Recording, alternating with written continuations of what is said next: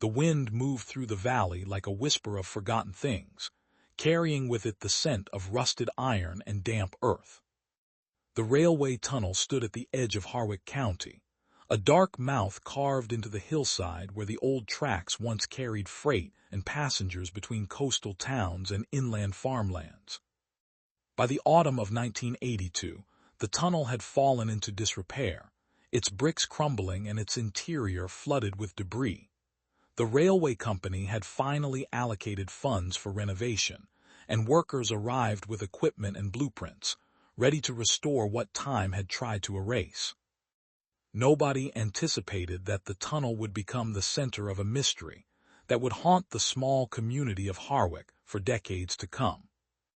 The town itself was unremarkable, a place where neighbors knew each other by first name, and the local diner served the same menu it had since the 1950s. Life moved slowly there, predictably, with comfort found in routine and tradition. But on a cool October afternoon, two people walked into that tunnel and never emerged from the other side, vanishing as completely as if they had stepped through a door into another world. Their names were Celeste Brennan and Vaughn Lowell. They were not famous, not wealthy, not connected to scandal or intrigue. They were simply a couple in love, young and optimistic, with plans that stretched into a future they believed was waiting for them. Celeste worked as a librarian at the Millbrook Public Library, a position she had held for 3 years after graduating from a small college upstate. She was known for her quiet kindness, her willingness to help patrons find obscure books, and her habit of leaving handwritten recommendations on slips of paper tucked into the shelves. She wore simple dresses and cardigans, her dark hair often pulled back with a ribbon, and she possessed the sort of gentle beauty that revealed itself slowly, in the curve of a smile or the warmth of her gaze. Vaughn was different in temperament but complementary in spirit. He worked as a civil engineer, a profession that required precision and patience, qualities he had in abundance. He had moved to Millbrook 2 years before meeting Celeste, drawn by a job offer from the county planning office. His colleagues described him as methodical and thoughtful, someone who considered every angle before making a decision. He had a quiet confidence that put people at ease, and though he was not particularly outgoing, those who knew him respected his integrity. He and Celeste had met at a community fundraiser, a simple event held in the town square where local musicians played and families gathered on blankets to enjoy the evening. Their courtship had been slow and steady, built on conversations about books and architecture, long walks along the river, and shared dreams of a life rooted in simplicity and meaning. By the fall of 1982, they had been together for nearly 2 years and were planning to marry the following spring. Celeste had already chosen a venue, a small chapel on the outskirts of town surrounded by oak trees, and Vaughn had been quietly saving for a modest house where they could begin their lives together. Friends and family saw them as the sort of couple that made love look easy, effortless, as though they had been designed to fit together.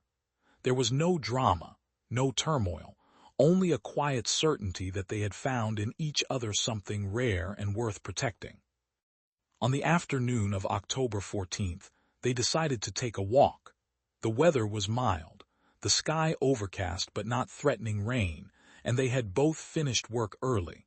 Celeste had mentioned wanting to see the old railway tunnel, which she had heard was under renovation. She had always been curious about the history of the town, often spending her lunch breaks reading old newspapers on microfilm or browsing archival photographs donated to the library. The tunnel, she said, represented a piece of Millbrook's past, a connection to a time when the town had been more prosperous, more vital. Vaughn agreed to the excursion, intrigued by the engineering challenges involved in restoring such a structure. They drove out to the site in his truck, parking along the access road that led to the tunnel entrance. The construction crew had left for the day. The tunnel stood silent and empty, the equipment idle, the scaffolding casting long shadows in the fading afternoon light. A chain-link fence had been erected around the perimeter, but the gate was not locked, merely latched. A sign warned against trespassing, but it was weathered and faded, easy to overlook or dismiss. Celeste and Vaughn exchanged a glance, a silent question passing between them, and then they walked through the gate and approached the entrance. The tunnel stretched ahead of them, a straight passage through the hill, roughly 300 yards from one end to the other. The renovation work had begun but was far from complete. Piles of old bricks lay stacked along the walls, and sections of the ceiling had been reinforced with steel beams. The ground was uneven, littered with stones and fragments of wood. Faint light filtered in from both openings, creating a dim corridor that seemed to invite exploration and caution in equal measure. Celeste pulled her coat tighter around her shoulders and stepped inside. Vaughn followed, his hand resting lightly on her back, a gesture of reassurance. They moved slowly, their footsteps echoing against the curved walls. The air inside was cool and damp, smelling of earth and mildew. Celeste paused to examine the brickwork, running her fingers over the rough surface, noting the craftsmanship of a bygone era. Vaughn pointed out the structural supports, explaining how the engineers were working to stabilize the tunnel without compromising its historical integrity. They spoke in low voices, their words absorbed by the shadows, and there was a sense of intimacy in the space, as though they were the only two people in the world. Witnesses later reported seeing them enter the tunnel. A farmer named Edgar Tate had been driving past the site on his way home and noticed the couple walking through the gate. He thought little of it at the time, assuming they were curious locals or perhaps friends of the construction crew. He continued on his way, his mind occupied with the tasks awaiting him at home. Another witness, a teenager named Iris Kemp, had been riding her bicycle along the access road and saw the truck parked near the entrance. She remembered it because she recognized Vaughn's vehicle from town, though she did not see the couple themselves. Both accounts would later become crucial in establishing a timeline, though neither witness imagined the significance of what they had observed. What happened next remains a void, a gap in the record that defies easy explanation. Celeste and Vaughn entered the tunnel from the western entrance, walking east toward the opposite opening. The distance was not great, the path was straight, and the light from the far end was clearly visible. Under normal circumstances, the walk would have taken no more than 5 or 10 minutes, but they never emerged. When Vaughn failed to return home that evening, his landlord grew concerned. Vaughn was reliable, predictable in his routines, and it was unlike him to be late without calling. The landlord telephoned the police, and a search was initiated. Officers drove out to the tunnel site, finding Vaughn's truck still parked along the access road. Flashlights in hand, they entered the tunnel from both ends, walking the length of the passage and calling out the couple's names. The echoes came back hollow and unanswered. They searched the surrounding area, combing through the underbrush and checking the riverbanks nearby, but found no trace of Celeste or Vaughn. The following morning, a more extensive search was organized. Volunteers from the town joined the effort, along with deputies from neighboring counties and a team of search and rescue specialists. Dogs were brought in to track scents, but the animals became confused inside the tunnel, circling and whining as though unable to pick up a clear trail. The construction crew was questioned, and each worker accounted for their whereabouts on the afternoon in question. None had seen the couple, and none had returned to the site after the workday ended. The tunnel was examined inch by inch, every crevice and shadow scrutinized, but there was no evidence of foul play, no signs of struggle, no hidden alcoves or side passages where two people could have concealed themselves or been concealed by another. Theories emerged almost immediately. Some believed the couple had left the tunnel through the eastern exit and wandered into the woods, perhaps becoming lost or injured. Search parties scoured the forest for days but found nothing. Others speculated that they had been victims of a crime, abducted by someone who had been waiting inside the tunnel or who had followed them there. But there were no witnesses, no suspicious vehicles reported in the area, and no demands for ransom. A more outlandish theory suggested that the tunnel itself was somehow responsible, that there was a structural flaw or hidden danger that had caused the ground to collapse beneath them. Engineers were brought in to inspect the tunnel, using ground-penetrating radar and other equipment to scan for voids or sinkholes. They found nothing unusual. As the days turned into weeks and the weeks into months, the initial urgency of the search gave way to a grim resignation. Celeste's family held a memorial service, though there was no body to bury. Vaughn's parents, who lived several states away, traveled to Millbrook to collect his belongings and try to make sense of the incomprehensible. The town grieved quietly, the loss reverberating through the community like a low, persistent ache. The tunnel became a place of whispers and unease, avoided by most and regarded with suspicion by all. The renovation work was suspended indefinitely, the site left to fall back into disrepair. Years passed. The mystery of Celeste Brennan and Vaughn Lowell faded from public consciousness, remembered only by those who had known them, and by the occasional journalist who stumbled upon the case while researching unsolved disappearances. The tunnel remained closed, a relic of the past and a monument to unanswered questions. The town moved on, as towns do, absorbing the loss into its history and learning to live with the absence of closure. But in the spring of 1997, 15 years after the couple vanished, the railway company decided to resume the renovation.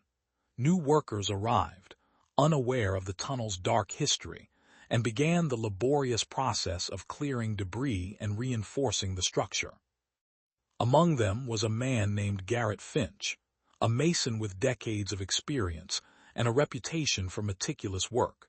He was tasked with examining the brickwork along the northern wall, identifying sections that needed repair or replacement.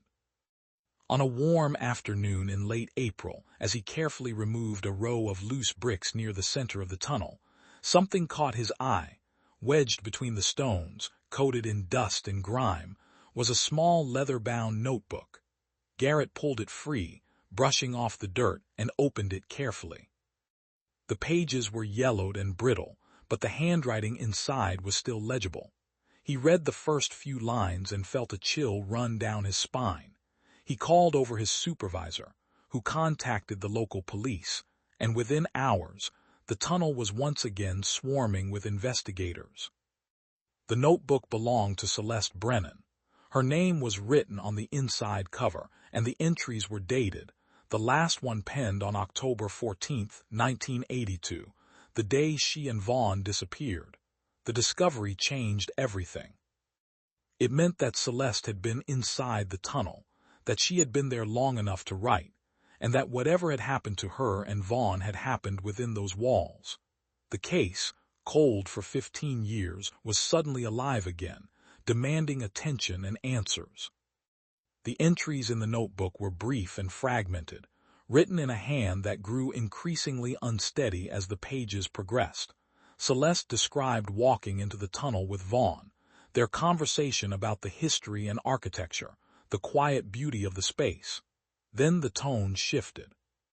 She wrote about hearing a sound, a rumble that seemed to come from deep within the earth, and feeling the ground tremble beneath her feet. She described a section of the wall giving way, stones collapsing inward, and a darkness that rushed toward them like a living thing. Her final entry was incomplete, a sentence that ended mid-word, as though she had been interrupted or overcome.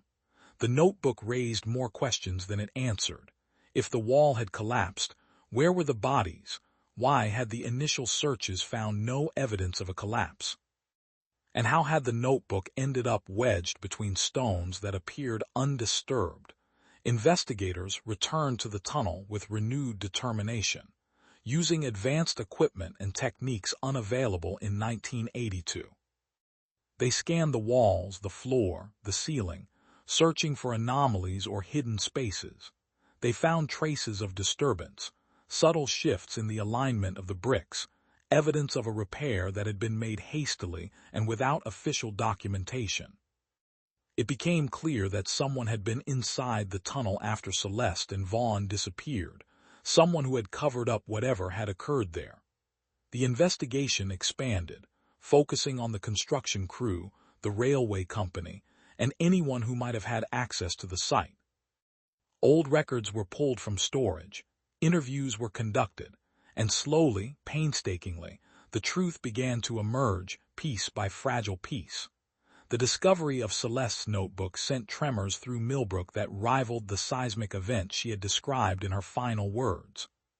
For 15 years, the disappearance had existed in a state of suspended animation, a tragedy without resolution, a wound that had scarred over but never truly healed. Now the scar had been torn open, and the pain that poured forth was fresh and raw, as though no time had passed at all. Margaret Brennan, Celeste's mother, was 68 years old when the police came to her door that April evening. She had spent a decade and a half learning to live with uncertainty, constructing a fragile peace around the absence of her daughter. She had kept Celeste's room exactly as it had been, the books still arranged on the shelves, the curtains still hanging in the windows, a shrine to a life interrupted. When the officers told her about the notebook, she sat down heavily in her kitchen chair and did not speak for a long time. Her husband, Thomas, had passed away 6 years earlier, his heart giving out under the accumulated weight of grief and unanswered questions. Margaret had often wondered if knowing the truth would have saved him, or if the truth itself would have been the final blow. She asked to see the notebook, and the police, after some deliberation, allowed her to read it under supervision at the station.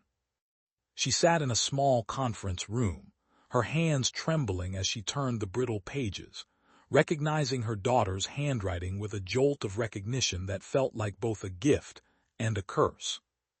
She traced the words with her fingertips, absorbing the fear that had crept into Celeste's final sentences, the confusion and terror that had marked her last moments of consciousness. When she finished reading, Margaret looked up at the detective across from her, a man named Daniel Cross who had not even been with the department when Celeste disappeared, and she asked the question that had haunted her for 15 years. "Where is my daughter?" Cross had no answer, not yet, but he made a promise that he would find one. He was a methodical investigator, known for his patience and his refusal to accept easy explanations.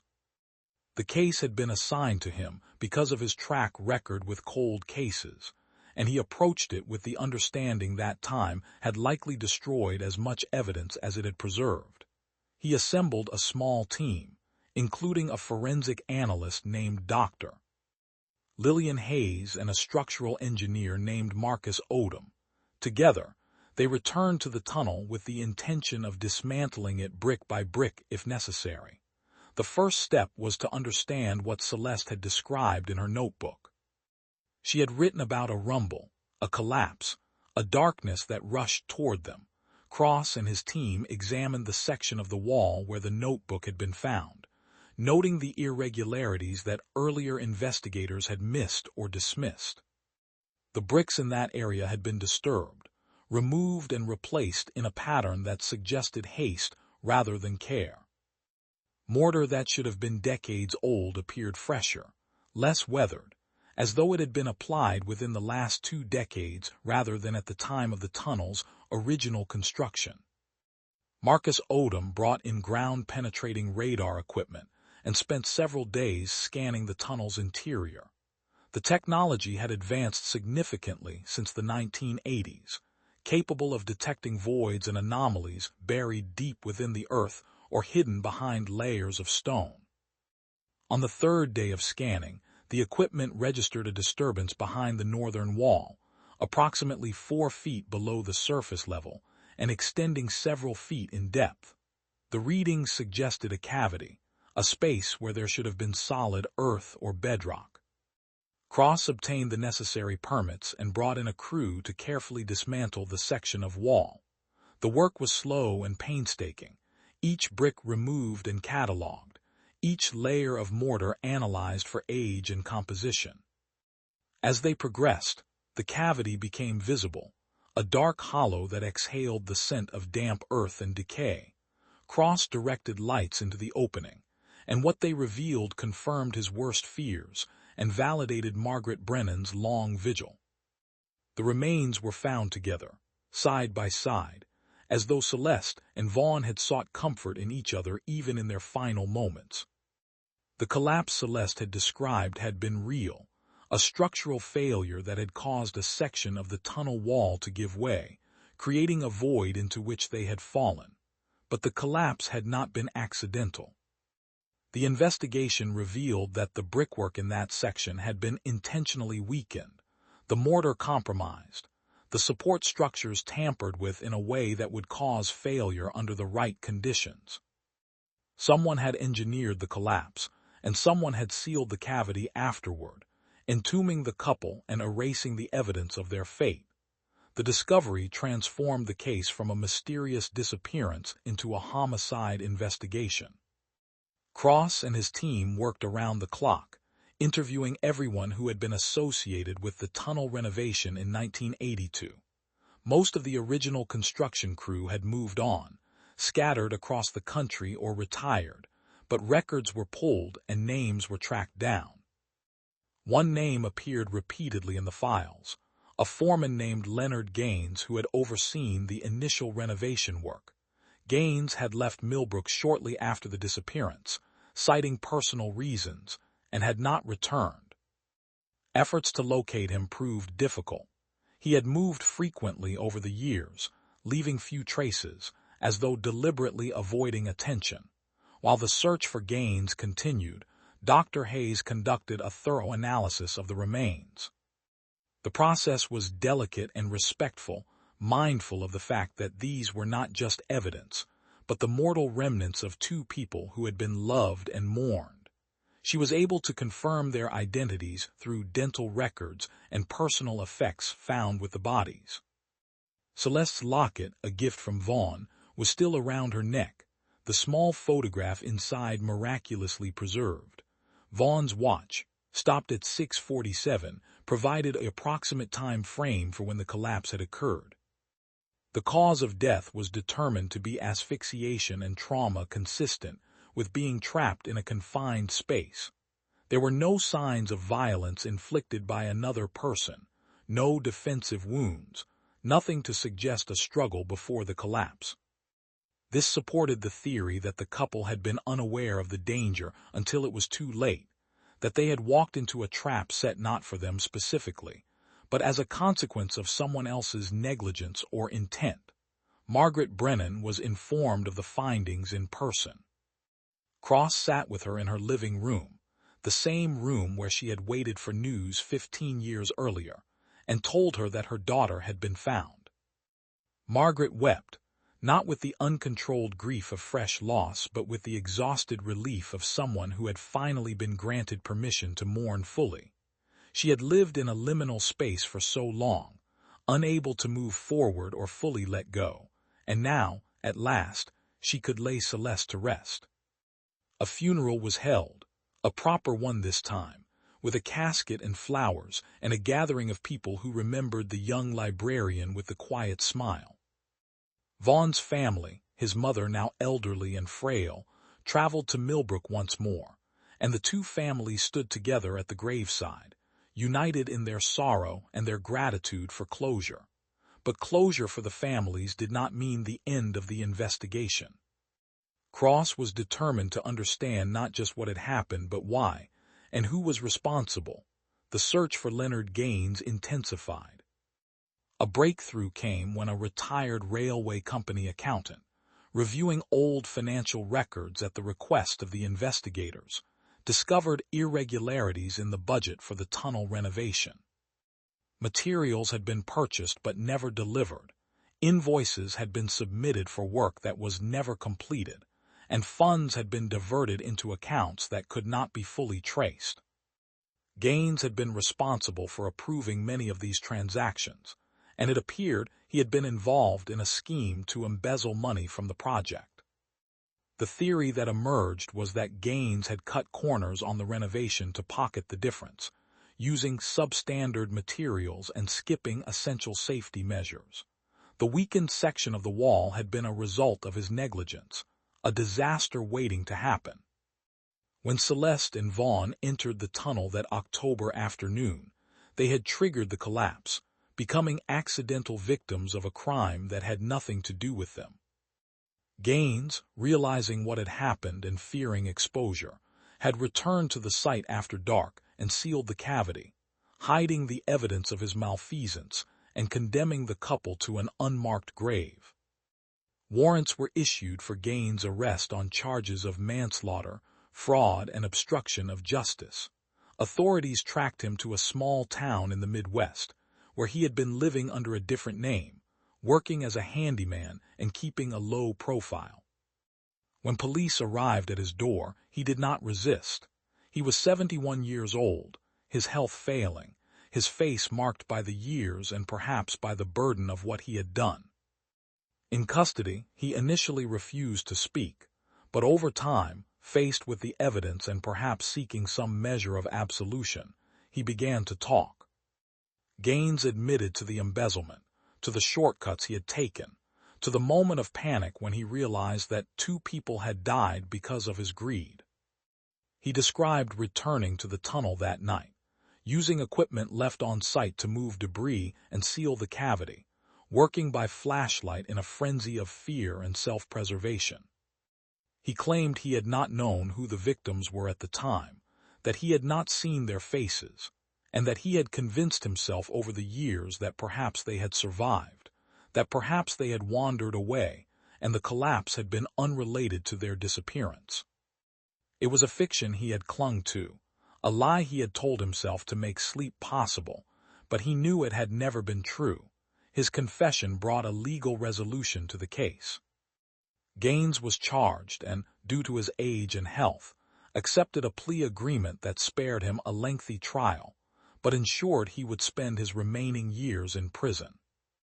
The railway company, facing potential civil liability, reached a settlement with the Brennan and Lowell families, a sum of money that could never compensate for the loss but acknowledged responsibility and provided some financial security. Margaret Brennan used a portion of her settlement to establish a scholarship in Celeste's name, awarded annually to a young woman pursuing a career in library science. Vaughn's mother, before her own passing 2 years later, donated to a fund supporting ethical practices in engineering, a tribute to her son's integrity. The town of Millbrook absorbed the revelations with a mixture of relief and anger. There was relief in finally knowing what had happened, in being able to replace speculation with fact, but there was also anger at the injustice of it, at the senselessness of 2 lives lost to one man's greed and cowardice. The tunnel, once a symbol of mystery, became a symbol of caution, a reminder of what happens when corners are cut and ethics are abandoned. The railway company completed the renovation under intense scrutiny, with every step documented and inspected, and when the tunnel finally reopened, a small plaque was installed at the western entrance. It bore the names Celeste Brennan and Vaughn Lowell, and beneath their names, the words, "In memory of those who walked in light and were taken by darkness, may their story illuminate the path toward truth and accountability." Detective Daniel Cross retired 5 years after closing the case. He had worked dozens of investigations over his career, but the tunnel case remained the one that defined him, the one that reminded him why he had chosen this work. He attended the annual memorial service held at the tunnel each October, standing quietly among the families and community members who gathered to remember. He thought often about the fragility of truth, how easily it could be buried, how much effort and persistence were required to bring it back into the light. Margaret Brennan lived to see her 80th birthday, surrounded by friends and by the young women who had benefited from Celeste's scholarship. She spoke often of her daughter, not with the pain of loss but with the pride of a mother who had raised someone good and kind. She kept the locket that had been found with Celeste's remains, wearing it on special occasions, a tangible connection to the girl who had loved books and quiet walks and a man named Vaughn. The case became a subject of study in criminology courses, an example of how time and technology could combine to solve seemingly unsolvable mysteries. It was featured in documentaries and true crime podcasts, always with sensitivity and respect for the families involved. Journalists who covered the story were careful to focus on the investigation and the pursuit of justice, rather than on the sensational aspects of the tragedy. The narrative that emerged was not one of horror but of perseverance, of a community that refused to forget and investigators who refused to give up. Years continued to pass, and the tunnel remained a part of Millbrook's landscape, no longer avoided but approached with reverence. Trains ran through it once more, carrying passengers and freight, and each time a train entered the western portal, there was a moment of darkness, a brief passage through shadow, before emerging into light on the other side. It was a journey that Celeste and Vaughn had been meant to complete, and in some small way, every train that passed honored the memory of their interrupted walk. In the spring of 2012, a graduate student named Emily Cortland arrived in Millbrook to research the case for her thesis on forensic advancements in cold case investigations. She spent weeks in the town, interviewing residents, reviewing files, and visiting the tunnel. She met Margaret Brennan, now in her 80s but still sharp and gracious, who shared stories of Celeste that had never been recorded elsewhere. Emily listened with the attentiveness of someone who understood that history was not just facts and dates, but the accumulated experiences of individuals who had lived and loved and lost. Emily's thesis was well received, and she went on to a career in criminal justice, always carrying with her the lessons she had learned in Millbrook. She returned to the town several times over the years, attending the memorial services and maintaining a correspondence with Margaret until the elderly woman's passing in 2015. At Margaret's funeral, Emily read a passage from one of Celeste's favorite books, a meditation on memory and the enduring power of love, and those who listened felt the presence of the young librarian in the words, as though she were there among them, reminding them that some lights, once kindled, can never be fully extinguished. The tunnel stands today as it did then, a passage through the hill, a connection between places. But it is also more than that. It is a testament to the importance of truth, to the necessity of accountability, and to the resilience of those who refuse to let the disappeared be forgotten.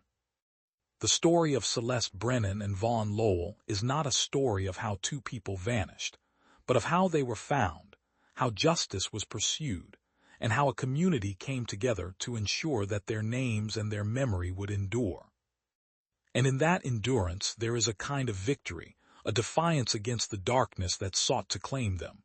They walked into the tunnel together, hand in hand, and though they did not emerge as they had hoped, they were not lost. They were remembered, they were mourned, and they were honored. Their story became part of the fabric of the town, woven into its history, a reminder that even in the face of tragedy, there is the possibility of resolution, and in resolution, a measure of peace. The conviction of Leonard Gaines brought a kind of stillness to Millbrook, the sort of quiet that follows a storm after the wind has exhausted itself. The trial had been brief, almost anticlimactic given the years of waiting that had preceded it. Gaines sat in the courtroom with his shoulders hunched, his hands folded in his lap, and when the judge delivered the sentence, he simply nodded, as though he had been expecting nothing less. There were no outbursts, no dramatic confessions beyond what he had already provided to investigators. He was an old man whose choices had caught up with him, and he seemed resigned to whatever consequences would follow. Margaret Brennan attended every day of the proceedings. She sat in the front row, her posture straight despite her age, her eyes fixed on the man who had sealed her daughter's fate. She did not speak to him, did not acknowledge him beyond her presence, but that presence was enough. It was a testament to endurance, to the refusal to be erased by time or circumstance.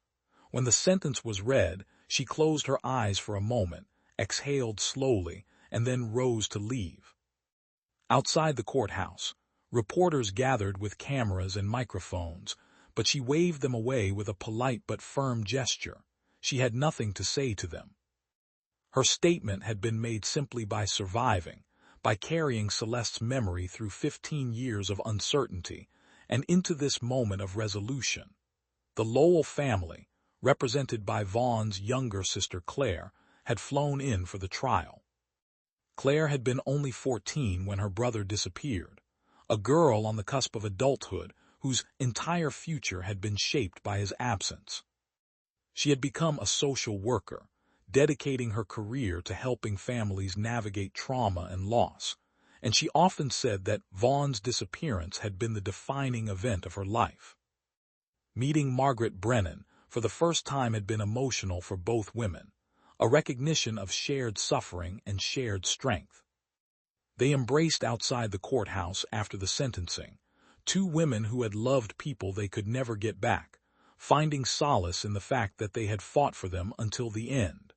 Detective Daniel Cross watched the proceedings from the back of the courtroom. He had testified during the trial, presenting the evidence that had led to Gaines' arrest, but he took no satisfaction in the conviction. Justice, he had learned over the years, was not a balm that healed wounds but a structure that held things in place, preventing further collapse. It did not restore what had been lost. It simply acknowledged that loss and assigned responsibility. He thought about Celeste and Vaughn often, imagining the walk they had taken that October afternoon, the curiosity and affection that had led them into the tunnel. They had been innocent in the truest sense, unaware that the ground beneath them had been compromised, that their steps were leading them toward a fate engineered by negligence and greed. In the months following the trial, Millbrook underwent a subtle transformation. The tunnel, once a place people avoided, became a site of reflection. The plaque that had been installed at the entrance drew visitors, some who had known Celeste and Vaughn, others who had simply heard their story and felt compelled to pay their respects. Fresh flowers appeared regularly at the base of the plaque, left by anonymous hands, and occasionally there were handwritten notes, messages of sorrow and solidarity. The act of remembering became communal, a way for the town to process its grief and affirm its values. The scholarship established in Celeste's name awarded its first recipient in the spring following the trial. The young woman, a college student named Hannah Reyes, had written an essay about the power of libraries as spaces of safety and discovery, themes that resonated deeply with those who had known Celeste. At the award ceremony, held in the Millbrook Public Library, Margaret spoke briefly, her voice steady and clear. She talked about her daughter's love of books, her belief that stories could change lives, and her hope that the scholarship would honor that belief by helping others pursue their dreams. Hannah accepted the award with tears in her eyes, and later, she would say that receiving it felt like being handed a torch, a responsibility to carry forward something precious and hard-won. Vaughn's family chose to honor him differently. Claire worked with the local engineering society to establish an ethics workshop, a program that brought together professionals to discuss the moral dimensions of their work. The first workshop was held in Millbrook, in a community center that overlooked the valley where the tunnel sat. Engineers from across the region attended, and the discussions ranged from technical standards to the human cost of cutting corners. Claire spoke during the opening session, sharing her brother's story not as a cautionary tale, but as a reminder that their work touched lives in ways they might never fully see. The response was overwhelmingly positive, and the workshop became an annual event, eventually expanding to other towns and cities. Emily Cortland, the graduate student who had researched the case, continued to follow its aftermath. She stayed in touch with Claire and visited Millbrook whenever her work allowed. She was particularly interested in how communities recovered from such tragedies, how they constructed narratives that allowed them to move forward without forgetting. Her research evolved into a book, published 5 years after the trial, that examined the case in detail while also exploring broader themes of justice, memory, and resilience. The book was sensitive and respectful, focusing on the humanity of those involved rather than the sensational aspects of the disappearance. It became required reading in several criminal justice programs and was praised for its depth and compassion. Margaret Brennan lived for another 3 years after the trial, her health gradually declining but her spirit remaining strong. She spent her final years surrounded by the evidence of Celeste's impact. The scholarship recipients who visited to share their accomplishments, the letters from people who had been moved by the story, the quiet knowledge that her daughter had not been forgotten. She passed away peacefully in her sleep, and her funeral was attended by hundreds, a testament to the love and respect she had earned. She was buried beside Celeste and Thomas, the 3 of them reunited at last, and on her headstone were the words she had chosen herself. She carried the light. The tunnel continued to serve its function, trains passing through it daily, and over time the shadow of tragedy that had hung over it began to lift. It was no longer the place where 2 people disappeared, but the place where their story had been uncovered, where truth had been excavated from the earth and brought into the light. The railway company maintained the plaque and the surrounding area with care, understanding that it was not just infrastructure, but a monument to accountability and the importance of doing things right. Detective Cross retired in 2010, having spent more than 3 decades in law enforcement. He moved to a small house on the outskirts of Millbrook, close enough to remain part of the community, but far enough to enjoy the quiet he had earned. He attended the annual memorial service at the tunnel every October, standing among the familiar faces and the new ones, listening to the names Celeste Brennan and Vaughn Lowell spoken aloud, keeping them present. He often thought about the notebook, the fragile pages that had survived 15 years hidden in the wall, and he marveled at the resilience of evidence, the way truth could lie dormant and still, eventually, demand to be heard. In 2015, a documentary filmmaker named Jacob Mercer approached Claire Lowell with a proposal to create a film about the case. Claire was initially hesitant, wary of exploitation and sensationalism, but after meeting Jacob and reviewing his previous work, she agreed. The documentary, titled The Light We Carry, premiered 2 years later at a film festival and was later broadcast nationally.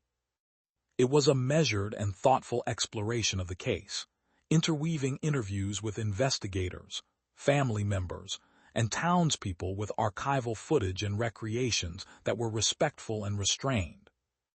The film emphasized the human cost of negligence and the power of persistence in the pursuit of justice. It won several awards and introduced Celeste and Vaughn's story to a wider audience, ensuring that their names would be remembered beyond Millbrook. Hannah Reyes, the first recipient of Celeste's scholarship, went on to earn her degree in library science and returned to Millbrook to work at the public library, the same institution where Celeste had spent her days. She often thought about the young librarian whose generosity had made her education possible, and she tried to honor that legacy by creating the kind of welcoming, thoughtful environment that Celeste had been known for. She started a program that brought books to underserved communities in the surrounding area, driving a van filled with volumes to schools and community centers. And she told everyone who asked that she was simply following in the footsteps of someone who had believed in the transformative power of stories. The engineering ethics workshop that Claire had established grew into a nonprofit organization, with chapters in multiple states and an online presence that allowed professionals from around the world to participate.